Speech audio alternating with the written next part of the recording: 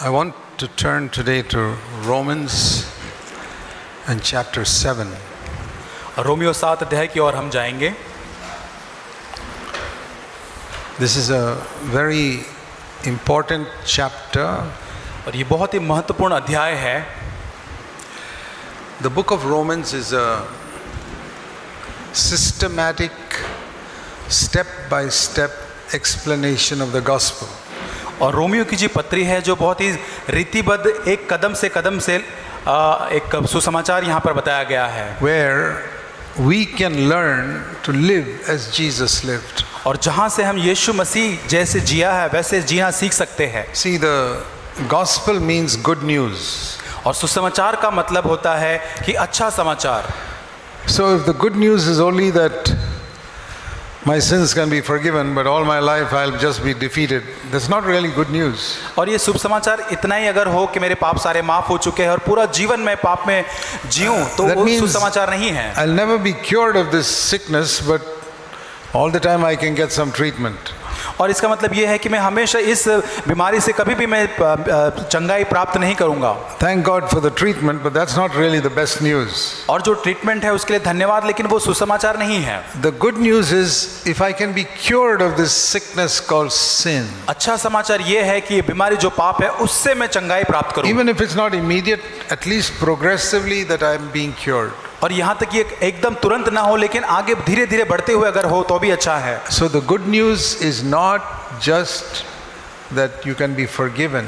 अच्छा समाचार इतना ही नहीं कि हमें केवल पापों की माफी मिलती है. There is a cure for this root problem of sin in our life. लेकिन ये जो पाप है जिसकी जड़ है उसकी भी एक समस्या का हल है. So it begins, as I said yesterday, with the fact that God forgives us. और जैसे मैंने कल बताया था कि सत्य से शुरुआत होती है कि परमेश्वर ने मेरे पापों को माफ किया है. Before I come to Romans 7, I just want to say a few things from Romans 5.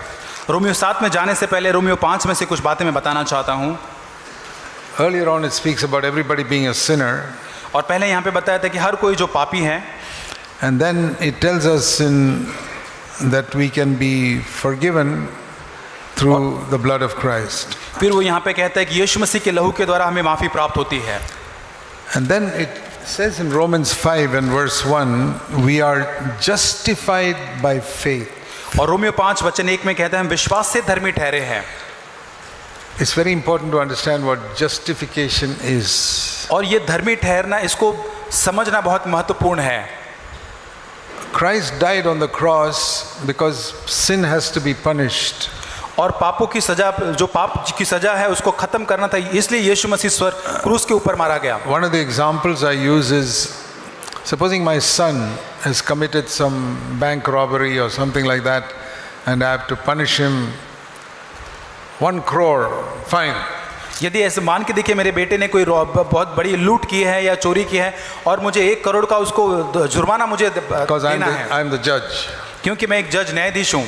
And my son says, Dad, don't you love me? How can you fine me 1 crore? I don't have any money. और मेरा बेटा मुझसे कहा कि मेरे पिता ये कैसे मैं इतना जुर्माना 1 करोड़ का भर सकूं, मेरे पास पैसा नहीं है. Don't you love me? क्या तुम मुझसे प्रेम नहीं करते? And I say, son, I am a judge here. I cannot overlook what you did. It's wrong.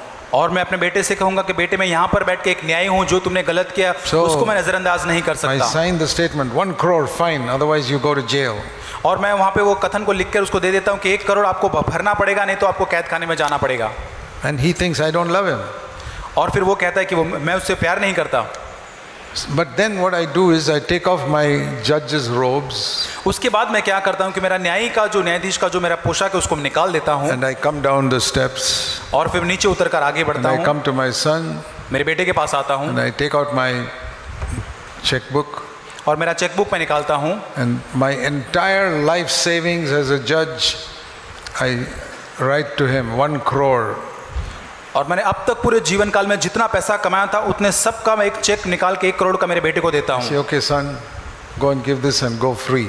और मैं मेरे बेटे को बोलता हूँ ये दे दो और वहाँ पे भर दो और यहाँ से आज़ाद हो जाओ. Nobody can accuse me of partiality.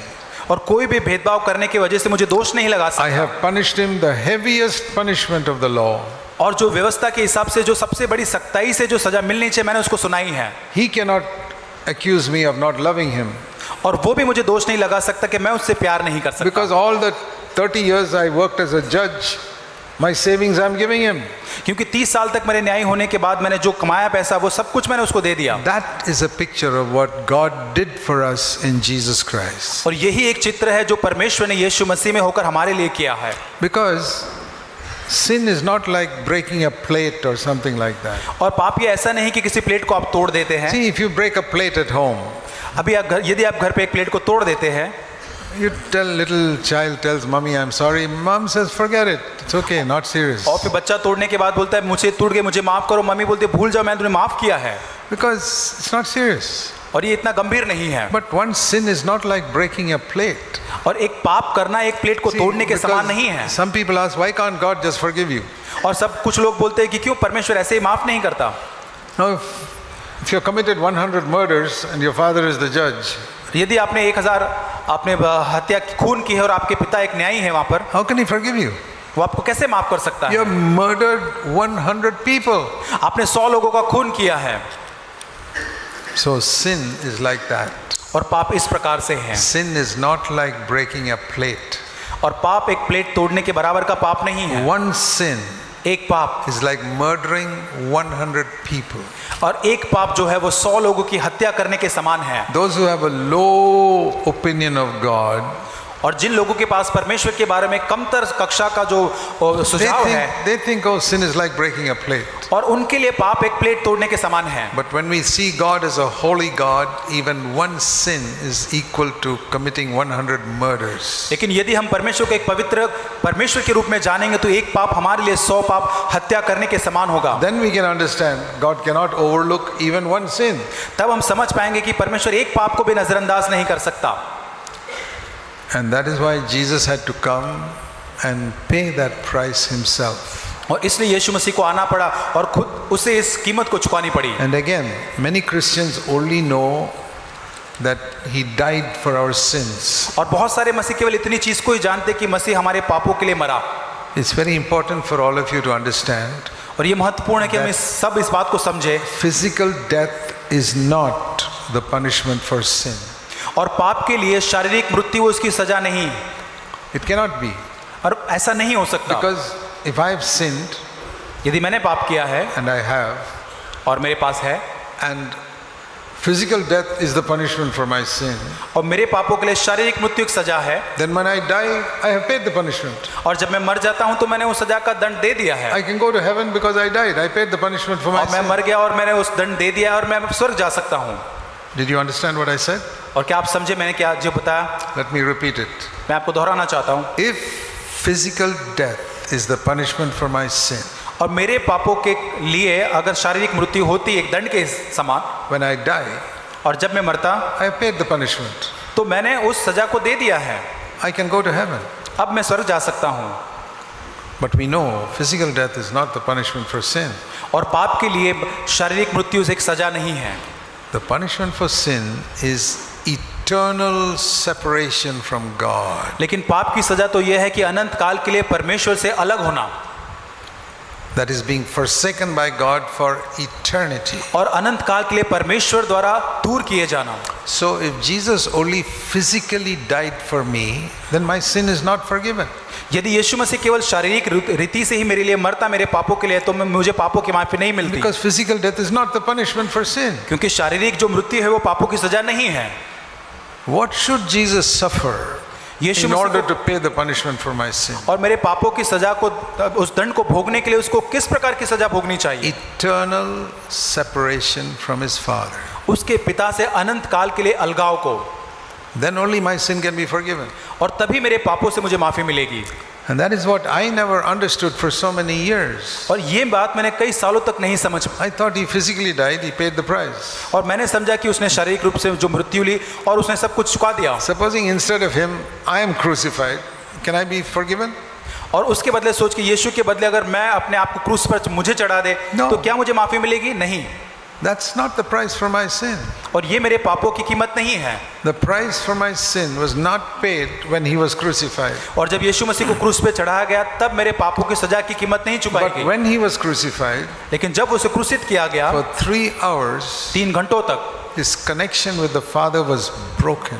उसका जो परमेश्वर पिता के साथ का जो संबंध था वो टूट गया And he cried out, my God, why have you forsaken me? और उस पुकार कर कहा, हे परमेश्वर तूने मुझे क्यों त्याग दिया? Those 3 hours was when he paid for my sin. और वो 3 घंटों में उसने मेरे पाप की कीमत को चुकाया, Where he was forsaken by his Father. और जहां परमेश्वर के द्वारा उसे छोड़ दिया In गया other था। words, he experienced hell दूसरे while शब्दों में hanging on the कहे, cross. जब वो क्रूस पर लटका हुआ था तब ने उस नरक को अनुभव किया, While alive, he experienced hell. और जब वो जीवित था तभी उसने उस नरक का अनुभव किया। But then someone may say, it has to be eternal hell, not just 3 hours. और अगर ऐसा कोई पूछ सकते हैं 3 घंटों का ही क्यों नरक अनंत काल का होना चाहिए? Real punishment is eternal hell. और वास्तविक जो सजा तो होनी चाहिए वो अनंत काल के नरक होना चाहिए। That's right. सही बात है, But because Jesus was God, क्योंकि यीशु मसीह परमेश्वर था and God is infinite, और परमेश्वर जो अनंत है, and we are all finite. और हम सीमित है समय में, An infinite God और परमेश्वर जो समय मर्यादा से बाहर है can experience eternity in 3 hours. और वो अनंत काल की बात को 3 घंटों में अनुभव कर सकता है। So he did experience eternal hell तो यीशु during मसीह that ने time. उस 3 घंटों के समय में अनंत काल के नरक को अनुभव किया। If it's difficult for you to understand, just think about it and pray about it. यदि आपके लिए कठिन होता है समझने के लिए, प्रार्थना करें और इस बात को समझने के लिए। I'll tell you when I first understood it. मैं आपको कहना चाहता हूं, जब मैंने पहली बार इस बात को समझा, Not when I was converted, about 16 years after I was converted, लेकिन 16 साल बाद जब मैंने परमेश्वर को जाना, उसके बाद that I understood that Jesus was forsaken. He experienced eternal hell on the cross. और यीशु मसीह मेरे लिए त्यागा गया उस कलवरी क्रूस के ऊपर, अनंत काल का और नरक का उसने वो वेदना उठाया। Then I understood his love for me. तब मैंने उसके प्रेम को जाना, And I wept and I wept and I wept because I knew what he suffered then. और तब मैंने जाना जो उसने मेरे लिए दुख उठाया, और मैं रोया और रोया। It was a revelation to me. और ये मेरे लिए एक प्रकाशन था। Lord, I was always thinking of the pain of the crown of thorns and the pain of the nails going through your hands and all those things. और मैं केवल उसी दुख को सोचता था कि उसके सिर के ऊपर कांटों का मुकुट रखा और हाथों और पैरों को कीलों से मारा गया। But now I see that is nothing compared to what you really experienced from my sin. और वो ये जो है मेरे पापों के लिए उसने जो अनुभव किया, उसके सामने कुछ भी नहीं। You experienced not just hell for 3 hours, but for eternity. उसने केवल 3 घंटों के लिए नहीं, लेकिन अनंत काल के लिए उस नरक का अनुभव किया। Then I understood why he prayed in Gethsemane, Father, take this cup away from me, I don't want to drink it. और तब मैं समझ पाता हूँ कि गत्सिमनी की बाग में क्यों यीशु मसीह ने प्रार्थना की कि पिता हो सके तो ये प्याला मुझसे दूर कर। He was not afraid of the crown of thorns or the nails or any such thing. और वो उन कांटों के मुकुट जो है और उन कीलों से उसे कोई डर नहीं There था। are so many Christians in these 2000 years who have suffered much more than that. और 2000 इन सालों के अंदर बहुत सारे मसीह विश्वासी ने उससे भी अधिक वेदनाओं को सहा And है। they have sung praises to God when they were head was being chopped off and all types of things. और जब उनके गले काटे जा रहे थे तब वो परमेश्वर की स्तुति करते थे। ऐसे वेदनाओं को हम देखते हैं। Jesus is much bolder than all that. और उन सब से बढ़कर यीशु मसीह निडर था। He was not saying, don't let me be killed. उसने केवल इतना नहीं कहा कि मुझे केवल मारो मत। The cup is not the crown of thorns or the nails in the hand. और उसका जो प्याला था ये नहीं था कि वो कांटों का मुकुट या कीले। The cup which he did not want to drink was this separation from the Father. और वो प्याला जो नहीं पीना चाहता था वो ये था कि उसके पिता से अलग होना। He's saying, Father, you and I have had fellowship from all eternity. और वो उसकी और पिता की जो संगति थी वो हमेशा अनंत काल से बनी रही। I don't want it to be broken. और मैं उसे तोड़ना नहीं चाहता। But some angel can come and tell him, Lord, but it's only for 3 hours and then you'll come back into fellowship again. और कोई स्वर्गदूत आकर यीशु को बोल सकता है ये 3 घंटे के लिए, फिर वापस आप पिता के साथ एक हो जाओगे। No, नहीं। even for 1 second, I don't want my fellowship with the Father to be broken. और यहाँ तक कि 1 सेकंड के लिए भी मैं पिता के साथ उस संगति को टूटने नहीं देना चाहता।